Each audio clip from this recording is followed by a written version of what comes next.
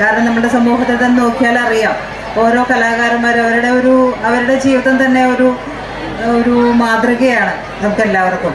അപ്പോൾ എല്ലാവരും നല്ല കലാകാരന്മാരായിരിക്കാനാണ് ഞാൻ പ്രാർത്ഥിക്കുന്നത്. കാരണം എല്ലാവരുടെ ഉള്ളിലും കല കൊണ്ട് നടന്നാൽ മാത്രമേ നമുക്ക് വിജയം ഉണ്ടാവൂ. അതുകൊണ്ട് തന്നെ ഇനി ഉള്ള മത്സരങ്ങളിലും നിങ്ങൾക്ക് നന്നായി പെർഫോം ചെയ്യാനും ഒപ്പം മാളയുടെ പൊൻതൂവലുകളായിട്ട് സംസ്ഥാന തലത്തിലേക്ക് വരെ, കാരണം ഇത്തവണ സംസ്ഥാന കലോത്സവം നടക്കുന്നത് തൃശ്ശൂർ തന്നെയാണ്.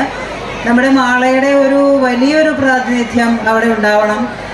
നമുക്ക് തന്നെ ഉപജില്ല ഏറ്റവും വിജയിക്കുന്ന ഉപജില്ലയായിട്ട് മാള ഉപജില്ല മാറണം എന്നുള്ള ഒരു ആത്മാർത്ഥമായ പ്രാർത്ഥനയും അനുഗ്രഹവും ആശംസകളൊക്കെ ഈ അവസരത്തിൽ നേരുകയാണ്.